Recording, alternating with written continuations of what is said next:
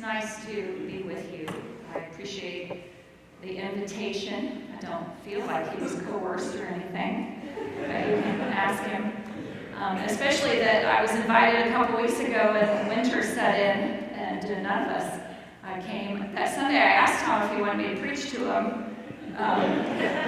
He didn't really answer, so I'm grateful that I have the opportunity to come and be with you this morning. Before I begin, I just want to put on my district superintendent hat for a moment and thank you for your faithfulness, for the many ways that you, even as I watch your video and as you plan and dream about what God is going to do in your midst and through you this coming year, I celebrate the ways that you're seeking to grow in grace and to share God with your community and the world.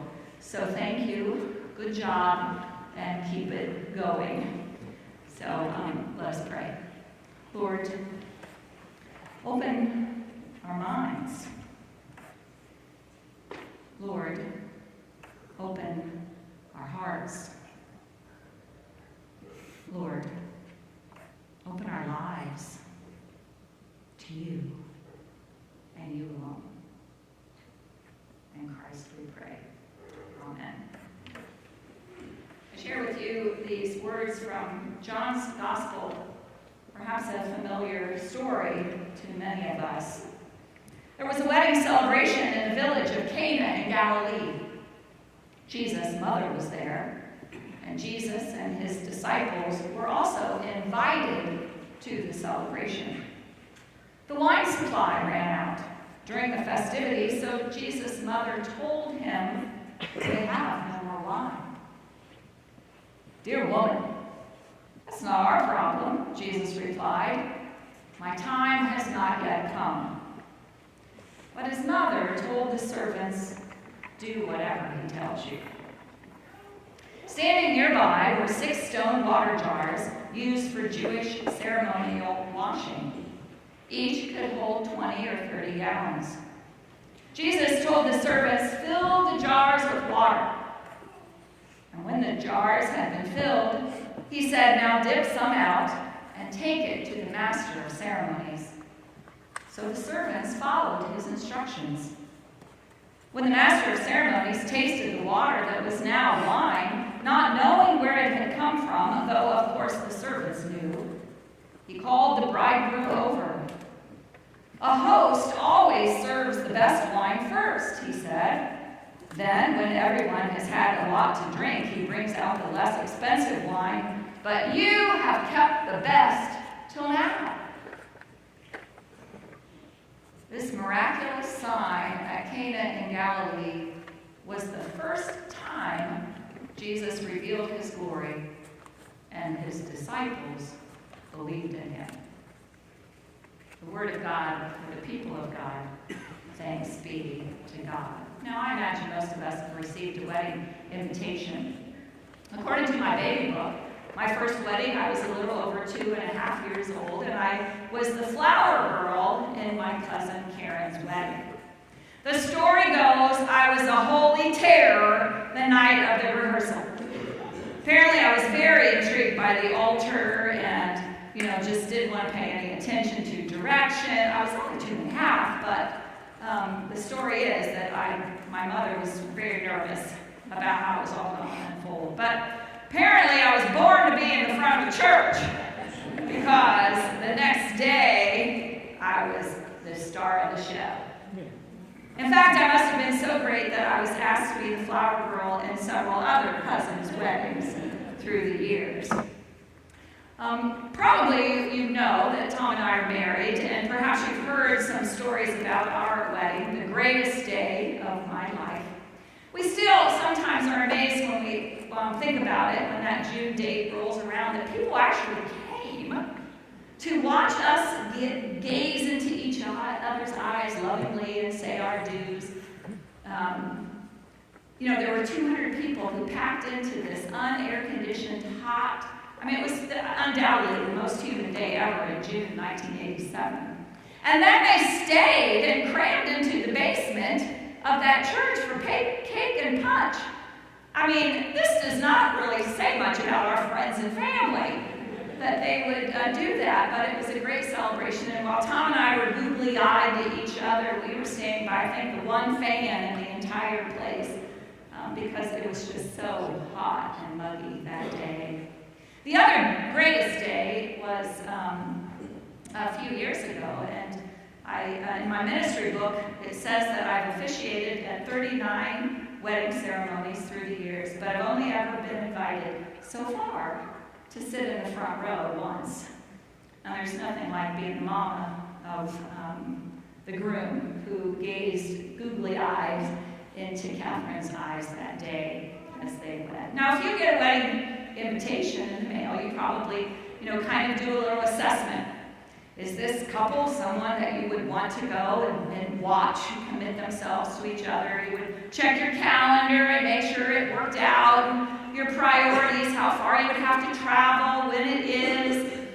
You may wonder about its venue and who the wedding party is. You may consider it the most important element of a reception is if they're going to have those sugar mints. This is very important in planning, in my view, that you have those sugary mints. When my brother was married in the early 80s, they had a carrot cake for their wedding cake. And at the time, that was the most bizarre thing that I had ever heard of. I just thought that was crazy, but we all probably have heard of a few other bizarre things when it comes to planning wedding ceremonies and parties afterwards. Jesus was invited to a wedding. Now, Michael Card suggests that perhaps it was Nathanael's wedding, because right before this story is when Philip goes and finds Nathanael and brings him to Jesus, and Jesus says, "Oh, I've been watching you," and Nathanael's like, "Wow, who are you?" And he comes to faith and becomes a disciple and follower of Jesus. They're still in Galilee. It states only a couple days has passed. Jesus and all of the disciples who are following Jesus are present at the wedding. So Michael Card suggests, well, maybe it was Nathanael's wedding, but reality is we do not know. Sharon Rennie points out in her commentary that it's important to note this kind of highlights that Jesus is a human. He's just a guest like everybody else. Initially, it's like he's just hanging out at a wedding. I kind of like to think that they're just hanging around and someone said, "Hey, I'm getting married this weekend. You got anything going? Why don't you come?" And so we pick up on the fact that here Jesus, his mother, and his disciples are present at this wedding. The most important thing to note in this, as the story unfolds, is that it's a few days after Nathanael has been called, when Jesus declares, "Very truly I tell you, you will see heaven opened, and the angels of God ascending and descending upon the Son of Man, and the one who is the stairway between heaven and earth." And so even though we have Jesus' humanity, that he's just a guy at a wedding, it follows on his declaration that something else is going on. Jesus inaugurates his ministry in John's gospel by being at one of the most intimate moments in a person's life, and that's a wedding. Throughout John's gospel, there'll be all kinds of interactions that Jesus has in intimate moments in people's lives. They're real people. They're named. Their situations are shared in the transformation that takes place, and it begins right off the bat with Jesus at a wedding. Now, this wedding party was in its beginning stages, and that day, a wedding ceremony and the party that followed could take 7 days. And it states that only a few days has happened or unfolded when the wine is gone. The party comes to a halt. Mary just kind of lets Jesus know the wine's gone. And we have to realize that in that culture, the wine running out was more than just an embarrassment to the host. It could signal that famine was going to come. How could you possibly run out? This would signal that there was scarcity in their midst. That if there was an abundance, you would not run out, especially only 3 days in.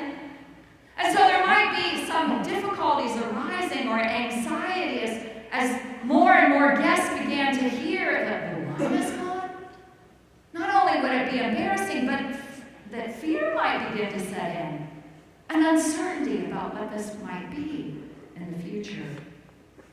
Mary is the one who points out that the wine is gone.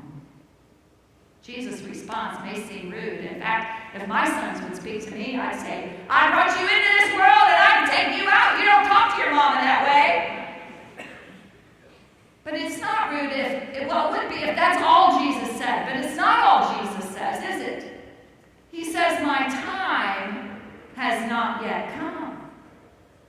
My time has not yet come. Which is also a trigger for us who knows this story has to be more than just Jesus being present at a wedding. My time has not yet come. Oh, his time will come, won't it? As John's gospel unfolds and Jesus has these encounters and miracles begin to unfold and his teaching happens and people begin to follow him, he begins to heal and proclaim, and ultimately his hour comes in his death and in his resurrection and in his ascension that all would come to know salvation. Oh, his story will unfold. His hour will come. But for now, Jesus says, my hour is not yet here. It's Jesus' way of saying his life and ministry will not be dictated by his mother, by any human situation, by means. It will be God's gift, God's unfolding plan. It will be God at work through him and all that he does. Jesus is clear, my hour isn't here yet. And then Mary says, do whatever he tells you. Do whatever he tells you. Mary has this way of seeing potential and possibility in Jesus. In fact, more than anyone else, she's the one that knows who Jesus is. She sees in him who he is. She sees potential and possibility. She knows who Jesus is, even when no one else recognizes or dares to hope. We all need persons in our lives who see in us potential and possibility and positivity. Who is that person for you? Who has that person been? Often it is our parents. We've recently passed the anniversary of my mother's death. She's been gone 42 years now. And yet one of the most meaningful, sweet stories is she was watching one of my brother's basketball games and she was ill, and she probably knew that she'd probably never live to see me play basketball. And she turned to a person next to her and said, wait till you see my Sandra. And through the years, that story's been passed down. And even 40-some years later, my mother's words, not even uttered to me, but somehow transported through the years, offers me promise and potential and strength. Wait till you see my Sandra. I believe it's ended now, but the musical Hamilton began a 3-week run in Puerto Rico. And one of its creators, Lin-Manuel Miranda, was surprised on one of the morning talk shows where he was in Puerto Rico, and they streamlined in his high school English teacher. And apparently, maybe he was like a lot of us in junior high, who was hiding in the back of the class, not really necessarily engaged, but his high school English teacher saw in him potential.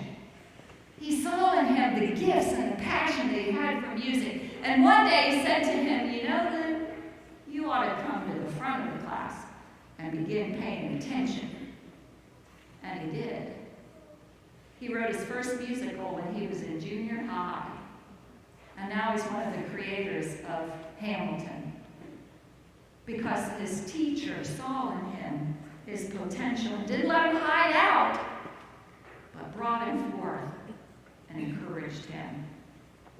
Martin Luther King Jr., we just passed by Martin Luther King Jr.'s birthday when we remember this man who had a dream that the world could be better than it is for all people. He spoke that truth. Turn to your neighbor and say, you are and God loves you.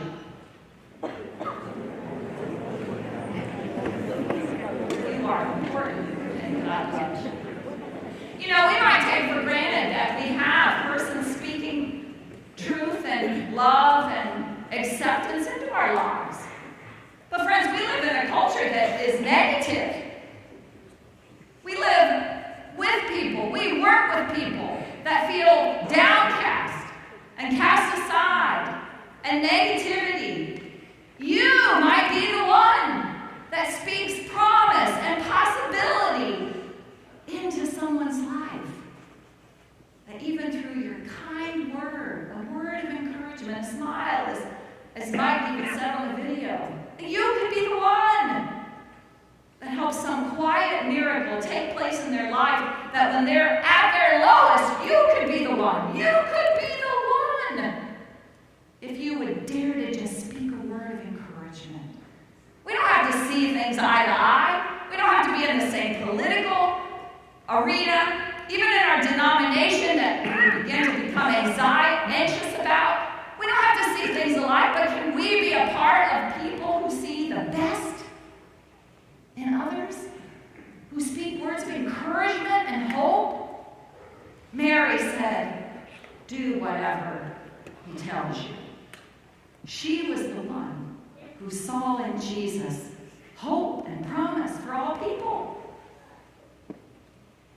So interestingly enough, that after clarification that Jesus could not be pushed into doing something ahead of God's timing, water becomes wine. Water becomes wine. Jesus' first miracle. But it's important to note that Jesus' first miracle involves other people. Fill up the water jars, dip some out, take it to the head steward, the master of ceremonies. Jesus invites other people into his miracle. He didn't have to. He didn't have to do that. He will calm the sea. He will heal the leper. He will touch someone's eyes and they'll be able to see. He will raise people from the dead. He will call out, Lazarus, come forth. He'll come out alive. Jesus didn't need to invite anybody else to be a part of his miracle, his first miracle, but he did. He invited others into this kingdom work so that they would see who he was in the midst of what was going on. At the wedding banquet, Jesus invites others into this generous transformation that happens whenever Jesus is present in a circumstance. When the chief steward, the master of ceremonies, lifts his glass, he's like, time out, wait a minute. Something's different here. What's going on? The normal has been transformed. Everything that has been in the past, how's come we're not doing it like that anymore? You've saved the best till last, and why is it the best? Because Jesus was involved. Jesus was involved. It's somewhat puzzling at first to read this and think, how is this reveal God's glory? Water became wine, and hardly anybody knew it. The chief steward didn't know. He didn't know all the drama that had been taking place. The people, they didn't care. All they cared about that there was more wine. It was just the few that had dipped it out of the jars and taken it, who had participated. They're the only ones that knew. Mary undoubtedly knew. The disciples came to know, how can this be God's glory when very few even know it's him? And yet it says, he revealed his glory and his disciples put their faith in him. It was a quiet miracle in a way. Michael Card calls it Jesus' least miraculous miracle. And yet it is miraculous, isn't it? That life-giving power of God is at work even and perhaps especially in the intimate places of our lives, regardless if a crowd knows it or not. It's the quiet miracle that happens whenever God's power is unleashed in our lives. Whenever we vouch for Jesus or invite him into those intimate moments of our lives, abundance can unfold. Old vessels are filled with newness. Rites and rituals that kind of have us just going through the motions can be transformed and awaken us to something new.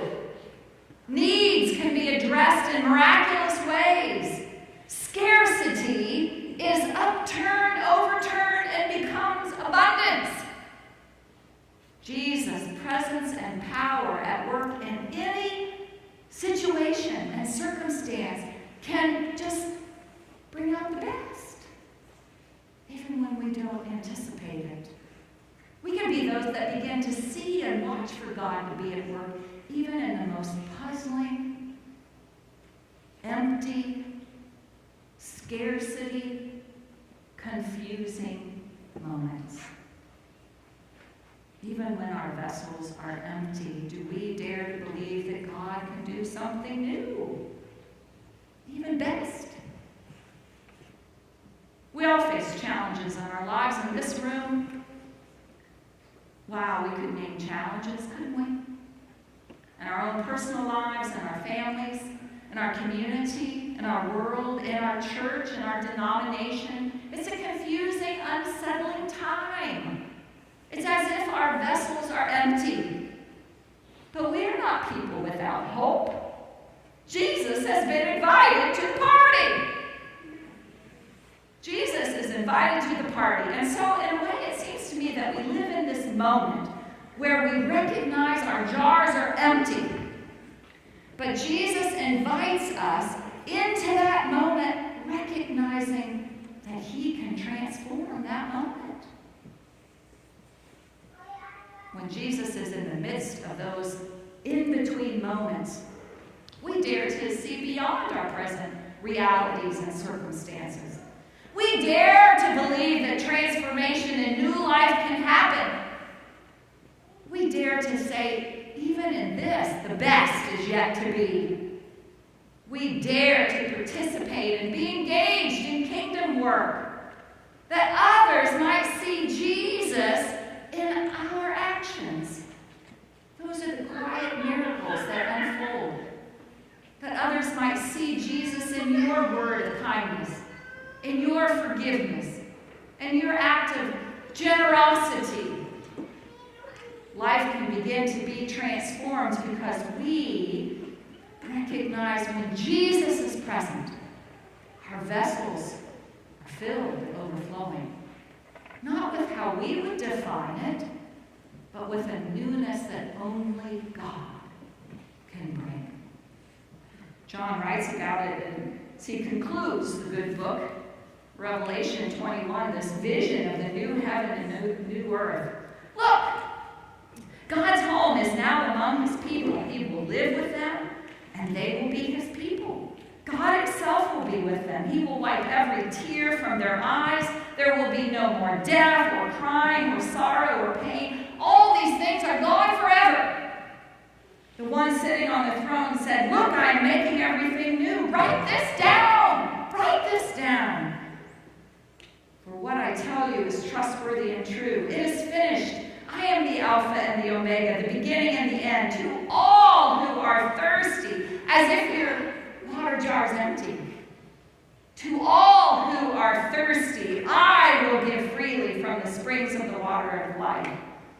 All who are victorious will inherit these blessings, and I will be their God, and they will be my children." Friends, I got an invitation for you.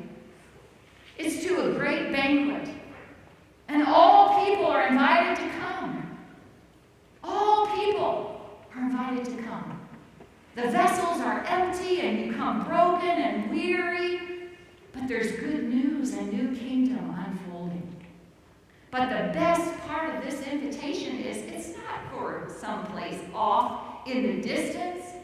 We are those who dare to believe that the kingdom starts now, today, when we allow Jesus to enter into that in-between moment when we realize how empty we are and the abundance that might flow forth when his presence and power are trusted.